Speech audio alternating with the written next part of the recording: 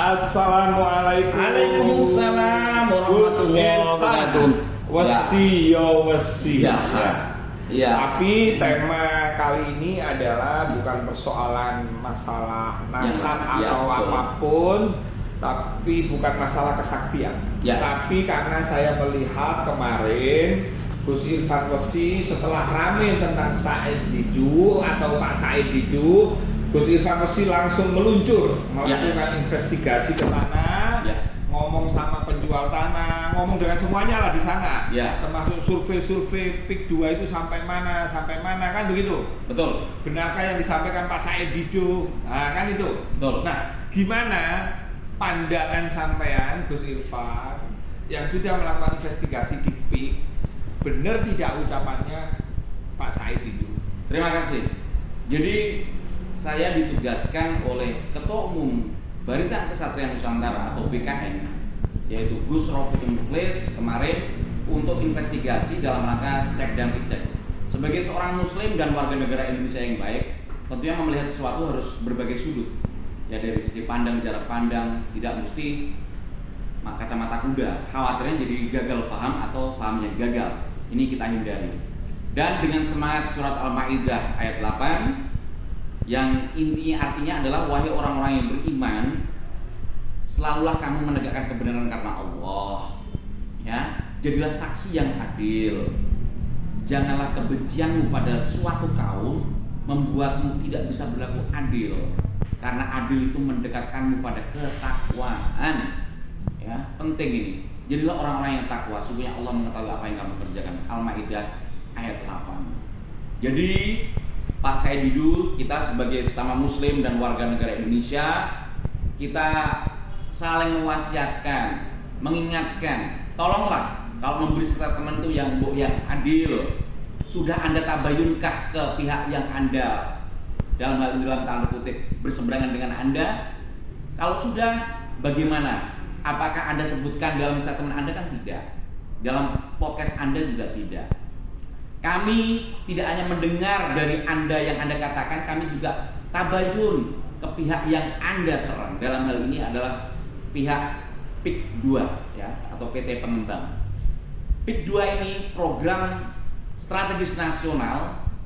Kemarin kami investigasi ke daerah Teluk Naga, dan sekitarnya kan ada di situ ada 9 rencana 9 kecamatan yang akan menjadi proyek itu kan. Kita kemarin ke Teluk Naga ketemu dengan penjual, ya, ketemu dengan penjualnya langsung, bukan katanya, bahkan penjualnya siap untuk bersaksi. Kalau perlu datanya, by data, tidak hanya 1 atau 2 orang, banyak bahkan. Itu mengatakan tidak seperti yang dikatakan oleh Pak Said Didu. Katanya ditekan harganya, NJOP-nya diturunkan sepertiga. Ini kan tidak seperti itu ternyata. Ternyata harganya bervariasi sesuai lokasi daerah yang dijual. Tentunya kalau daerah strategis harganya tidak mungkin 50.000 kan begitu. Kemarin kita temui ada 150.000. Ya, ini kan berbalik sekali dengan Pak Said Didu yang ucapkan. Ini kan bisa membakar orang gitu, membakar emosi warga yang tidak bisa memahami sisi yang lain. Ternyata setelah kita cek di sana, termasuk infrastrukturnya juga ada fasum, ada fasos, kan ada fasilitas umum, fasilitas sosial kayak jalanan, sekolah, masjid. Ternyata sangat manusiawi sekali. Bahkan underline di catatan bawah ya. Orang-orang yang sudah dijual tanah, yang sudah menjual tanahnya direlokasi di daerah yang sangat manusiawi, rumahnya bagus, ya, di daerah sekitar situ. Nah, ternyata tidak seperti yang dikatakan Pak Said Didu apa-apa seperti itu gitu loh. Kedua, Pak Said Didu juga mengatakan ini proyek sepanjang 70 km. Bayangkan nanti kalau ada penyelundupan barang, ada warga negara asing masuk, nggak bisa dikontrol atau apa. Ketika Pak Said Didu podcast dengan Pak Novel Baswedan, kan di antara kalian TikTok kan berkata demikian kan gitu loh. Ini kan tidak. Jangankan 70 km, Indonesia ini dari Sabang sampai Merauke, dari Niangga sampai Pulau Rote, 17.000 pulau. Ada aparat Polri, TNI yang diberi tugas oleh negara untuk mengamankan kedaulatan wilayah Indonesia. Sama juga Pak Said Didu, Anda meragukan atau mungkin merendahkan aparatur pemerintah, aparatur negara kita dalam hal ini TNI dan Polri. Dan satu lagi, Bapak Presiden kita yang kita terhormati yaitu Bapak Prabowo Subianto, itu kan juga orang militer, ketahanan keamanan. Sama juga Anda meremehkan beliau. Beberapa hari yang lalu saya membaca berita statement Pak Prabowo Subianto bahwa kedaulatan negara, keamanan negara itu lebih penting juga selain infrastruktur, bahkan lebih penting gitu loh. Nah ini Anda bilang nanti Anda contohkan di PIK 1 ada kasus-kasus, kalau kasus kecil ya semua ada yang namanya kebobolan. Uang bandar-bandara saja, biaya cukai aja juga ada kebobolan gitu loh. Itu wajar. Nah, gitu loh.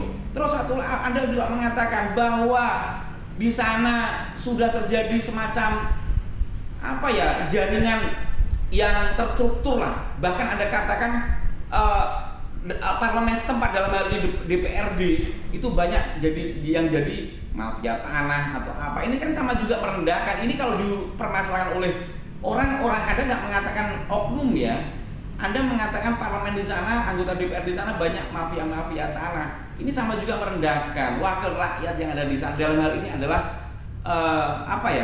sebagai gambaran dari suara rakyat setempat. Anda sama juga meremehkan suara rakyat setempat yang diwakili oleh anggota DPRD yang ada kasus mafia tanah. Di sana juga ada masjid besar, bahkan rencana terbesar di Asia, kurang lebih 2 hektar lebih kalau nggak salah itu. Itu masjid besar, sangat manusiawi.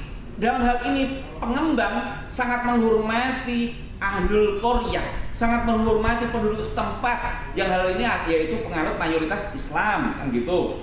Janganlah kasus ini Anda giring, ini seolah-olah kan menggiring, seolah kasus ini kan bagian lama dari kasusnya Pak Ahok, Pak Basuki, Pak Basuki sampai segini gitu loh. Ini Anda giring ke sana gitu loh. Sebenarnya siapa? Apa motif Anda? Apa pesan dibalik di belakang Anda itu gitu loh. Sekali lagi, Al-Maidah ayat 8, janganlah kebencianmu pada suatu kaum membuatmu tidak adil. Ingat, ini tijarah, murni dagang. Dagang mau A, mau etnis A, etnis B, mau agamanya apapun dibolehkan selama tidak ada penipuan. Kalau untungnya wajar lah. Saya juga dagang pengen untung, Pak Said Didu juga dagang pengen untung. Ingat, Pak Said Didu kemarin di podcast mengatakan sekarang kegiatan Pak Said Didu adalah 1 rumah, 2 masjid, 3 PIK 2. Masjid sudah diagendakan di sana, ya. Rumah di sana Pak Said Didu mengatakan katanya harga paling murah 2 M. Oh, siapa bilang? Ternyata setelah kita cek di sana ada rumah yang harganya 770 juta. Lagi-lagi hoax lagi gitu loh. Ini apa gitu loh.